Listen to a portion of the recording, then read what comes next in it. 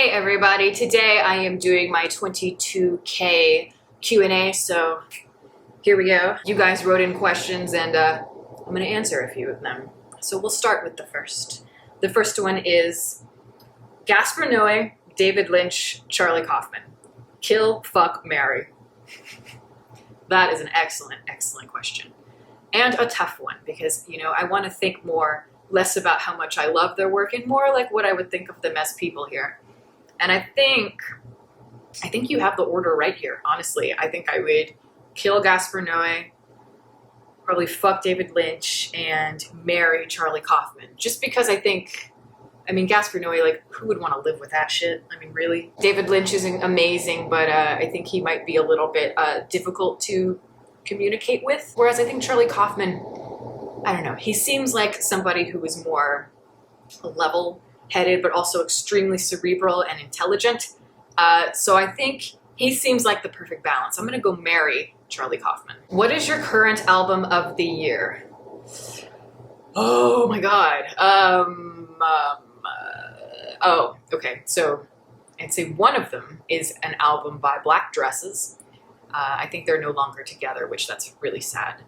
But this album is called Peaceful as Hell. It's hard to find. It was on iTunes, it was, on Spotify and all that stuff, and it's been taken down, unfortunately. You can find it on YouTube as a whole album, but it's hard to find. It really pisses me off. The first time I heard this album, I was high as hell, and it was dark, and it was a trip. It's a very, very weird experience. It's very lively, it's very heavy, it's very loud, but it's also very cheeky and fun. It's got a lot of energy to it. It's theatrical. It has elements of pop and noise rock and electronic. And it's very experimental. It's not for everybody. I've had people listen to it and they think it's a little bit too disjointed, and that's fine. It's going to be something you respond to or don't. Personally, I really, really responded to it. That might be my favorite. And then also there's an album called What's Your Pleasure by Jessie Ware, something like that.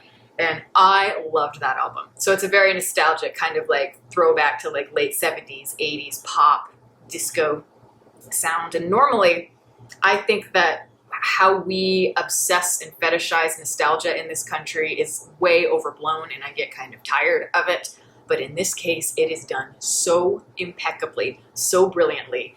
These are fantastic, fantastic, fantastic songs. So definitely check that one out. Ever been to Paris, Texas? Or did a bit of movie tourism, like exploring places shown in films or shows that you love? Oh yeah, I've done a lot of that. And yes, I've been to Paris, Texas, though. I've lived in Texas my whole life. I've been all over the Panhandle. But I have been to Paris, Texas. I've been to Rome, Texas. But I did that before I ever knew about the existence of the film Paris, Texas. I went to Paris, Texas probably when I was 9 or 10 years old. I know that when I was in Italy, it's Italy. So, there's a lot of places there that have been featured in movies. So, that was very cool for me. But in terms of just places I've been, in America especially, I remember one time I went to San Francisco and I went to several of the Vertigo locations just because Vertigo is one of my favorite movies. So, as example, I went to the Mission Dolores where you see Madeline go put the flowers down on the grave for Carlotta Valdez. I went to that place. I went to see the Texas Chainsaw Massacre house, and no, not the Jessica Biel bullshit, because fuck that movie. I went to see the original house from the 1974 film, which is much scarier than the one that everybody cares about. I know everybody wants to see the house from the Jessica Biel version because it is more ominous and all that, but I'm like, no, the original is so much more ominous because you don't suspect it. It's just a nice white house. And then when you go in, it's terrifying. That is so much more effective to me. And by the way, that version from the new film, you can't get anywhere near it. They will shoot you on sight, no joke, if you try to, go anywhere near that house. Whereas in the original, you can go inside the house because it is a restaurant now. And I did, and it looks, the layout is exactly the same. Of course, the decor is quite different because it's a restaurant, and how it was in the movie is not exactly appetizing, but the layout is exactly the same. As soon as I walked in, I saw the staircase right there, and then the door in the back, and I'm like, oh shit, that is where Leatherface, bam, takes down his first victim and drags him in, shuts the door. I went upstairs. I remember it wasn't supposed to, it was closed, but I went upstairs very quickly when the hostess turned her head, and it was like it's a bar upstairs. And I think the only difference I noticed is that in the original movie, it's 2 rooms, but now they've knocked down that wall, so it's just like a wide open place. And I also like about it that it's not super gimmicky. You know, it's like, you know, a lot of places, if it was a movie like location, they throw it in your face all the time. This one, you know, it's got some memorabilia.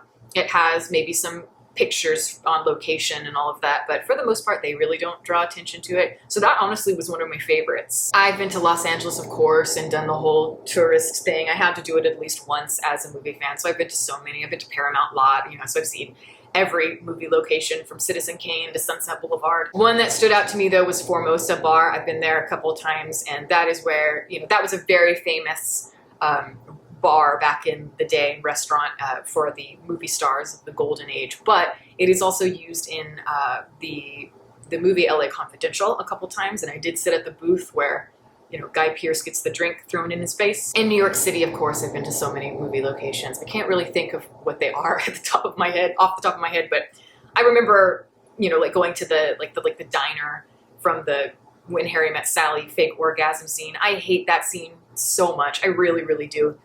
But I had to do it, you know, had to go see it. One I did that was really fun was on a road trip, probably the best road trip I've ever taken in my life. We were in Albuquerque, and I was having issues with my car, so it went to a shop, and we walked to Walter White's house from Breaking Bad. And if you scroll way back into the depths of my Instagram, there is a picture of me in front of the house. So that was awesome, because of course Breaking Bad is fantastic. So we went to some of those locations. We saw the restaurant, the Los Pollos Hermanos location. So yeah, you know, I really like doing the whole go visit movie locations thing. It's just, it's cool. It's cool. What is it like being 30? It's fine. I mean, it's great. I mean, it's not that different from being 29, I guess. But I think, you know, when you hit about 29, 30, you really do sort of start to feel a shift in yourself, or at least I did. I feel much better than I did in my 20s, that's for sure. I feel much better than I did 10 years ago. I feel more confident, more experienced. I feel like, you know, I can just handle life better. All of those things are really, really great. And I would not want to go back to my 20s for the world. You know, I feel much more settled in myself. And I know that's like typical answer, but I think it's really true. And so that's something to look forward to. I'm one of those people, when I turned 30, I did not get depressed. I was thrilled about it. I was thrilled to be done with my 20s, because that was some bullshit, those 10 years. What are the best and worst things about getting older? So that's something I have thought about a lot. And I think it varies from person to person naturally. The worst things, I think, are just typical things, you know, like maybe my mind is not as sharp as it once was. You feel that existential dread more, and life does get darker. So all of that stuff is maybe stuff that's not so pleasurable about growing older. That being said, I think there's something in darkness that can be very powerful and make you stronger. And so therefore, I'm glad I experience it. In terms of the best things, there's a lot of things. I mean, now, look, I'm still very young. I'm not to the point where I'm starting to get decrepit, and I'm not worn down physically or anything like that. So I know once that happens, I'm going to have a lot more complaints. But as of now, I feel better than I did 10 years ago. I feel like I'm in better shape. You know, I feel stronger physically. I feel just more confident. I feel prettier. I feel more settled in myself. I'm more scrappy, you could say, and I'm not afraid to let people know what I think. I'm not afraid to let people know what I want. And those are all things that I wish I could have had when I was younger, because it took a long time to get to this point. So all of those things are very gratifying. And also, I am very lucky, I will say. I think a lot of it is because I live like a young person. You know, my idea of fun is not what most adults do for fun. I like to roll in the grass, and I like to play in the woods, and I like to do more things that keep you young, things that keep you youthful. I'm very active. I think, you know, there's a lot of people my age that are always like, oh, my back, oh, my joints, oh.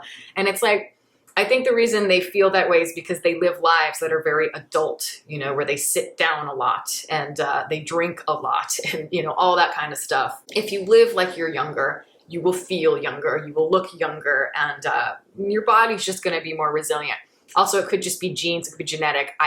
I'm lucky. I don't have a lot of physical difficulties in my life. So yeah, very lucky. But yeah, growing older has been great for me, my experience in it. Does Scorsese have a leg to stand on when he criticizes the superhero genre for not being cinema and lacking in revelation, mystery, or genuine emotional danger, despite him making the same mafia movie for the last 40 years? Well, that's a very pointed question.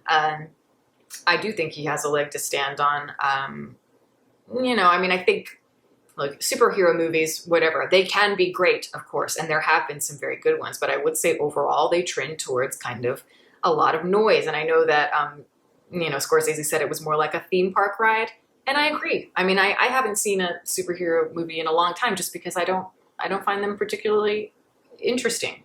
I might watch one for fun on occasion, but yeah, it's just a lot of noise. There's very little build. It doesn't feel like a film. It feels more like a theme park ride. But not to say there aren't good ones, and there can still be some very good ones made, and I hope that there are.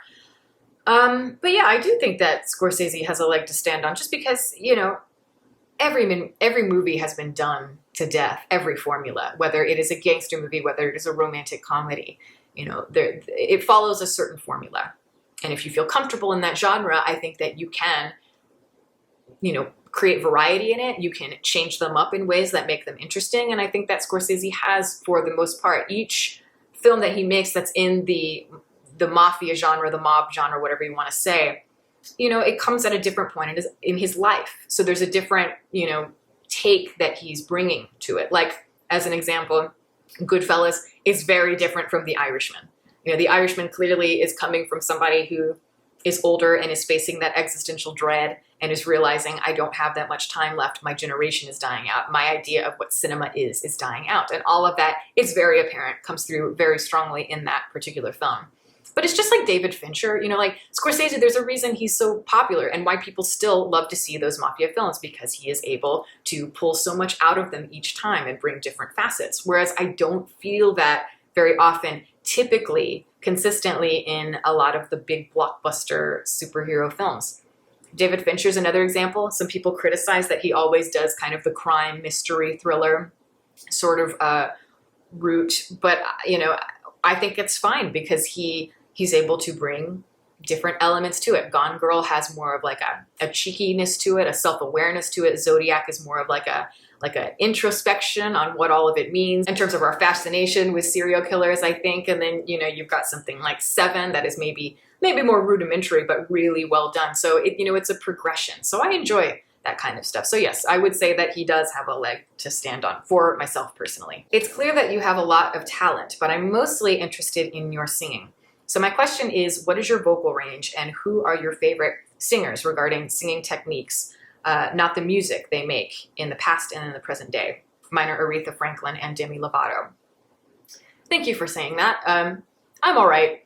I do love to sing though. And in terms of the stuff that I've put online, like Instagram and such, that's less my comfort zone, surprisingly. That is more kind of like pop, simple songs, which that's not my thing. And that's why I put it out there, just to see, to go outside of my comfort zone, even if it sucks. I grew up on Broadway songs and like Irving Berlin, singing that kind of stuff. More melodic and more about vocal range, I would say. So, so a lot of my favorite singers or the people that influenced me come from the olden days. Judy Garland was a huge one. And I think, for me, my voice is kind of has a retro, has an old fashioned style to it. And I think a lot of it is because I listen to a lot of Judy Garland. She is extraordinary, the richness in her voice at such a young age. And I think particularly when she was a teen and when she was in her 20s, her early 20s, her voice was just wonderful. She's not necessarily, she doesn't have the greatest sense of pitch, but just like her timbre, the way she can belt and expand her voice is really extraordinary. And just the way she can sell a song. Oh my God, it's amazing. She brings me to tears. That woman was just so talented and so a beautiful soul. And of course, Barbra Streisand was a huge influence on me, especially when I was like a teenager and in college. I worshipped her. I still do to an extent. I think she has one of the most extraordinary voices, popular voices of the 20th century, that kind of mid-rangey vibrato, the way she, enunciates, sells the song. I wanted to emulate the way she sang, and I would just listen over and over and over to songs that she's done and try to recreate that when I was younger. When I saw Funny Girl the first time, I fell in love with her, and I can't imagine anybody not falling in love with her. Just her charm and her quirkiness and that talent, that voice. To this day, that's one of my favorite performances in a movie, like I think maybe of all time. And Frank Sinatra, huge influence as well. I think, I know he's more known for, like the ring-a-ding-ding, My Way, New York, that kind of stuff, which is all great. He has an incredibly rich, powerful voice that booms and everything, and he has that charisma. I was always more a fan of like One for My Baby, One More for the Road, Autumn Leaves, Laura, kind of that stuff that's more intimate. It's because of how he's able to make it feel like he's singing to you specifically, how he's able to sell the song, the character of the song. I learned a lot about how to sell a song from him. In terms of modern day, I like a lot of singers that sound very different, that have something really unique about their voice. Like Tom York is a huge one for me. Perfect vocalist for a band like Radiohead, because it's childlike, it feels kind of fragile, and yet there's some power to it. Like I've seen him live, and his voice just pierces through a crowd of thousands and thousands of people. It is very haunting and very intimate, and perfect for the vulnerability that is necessary in Radiohead music. And, I like Bjork for the same reasons. I think she has a great, incredible voice that is very childlike, but yet it has this otherworldly, like ethereal quality, but also kind of creepy at times. I love her enunciations, and I just think she is a great artist. More for vocalists, though, Rosalia, who is a Spanish singer. She is extraordinary. I highly recommend her work. Listen to her album, Los Angeles. If you really want to hear her vocal range. I mean, she was like, 23 when she recorded that album, and her voice it's similar in the sense that it has a childlike kind of abandon to it, and yet she sounds at the same time as if she's been singing for 50 years. Just the maturity in her voice is extraordinary. So those would be some of the singers that I really like and I respond to. So yeah, thank you for that question, and thank you for all of those questions, you guys. I enjoy doing the Q&As, but that is the video. Thank you all so much for watching. If you look over here, you will see my Patreon supporters. You guys are amazing, as always. Thank you so much. If anybody is interested, I am an artist, a visual artist. I sell prints and I do commissioned portraits, and all of that you can find on my website. So if you would like, or if you're interested in that, let me know. I'm happy to work with you. All my social media information is below that. You can watch more videos here, and you can subscribe if you'd like. Catch you next time.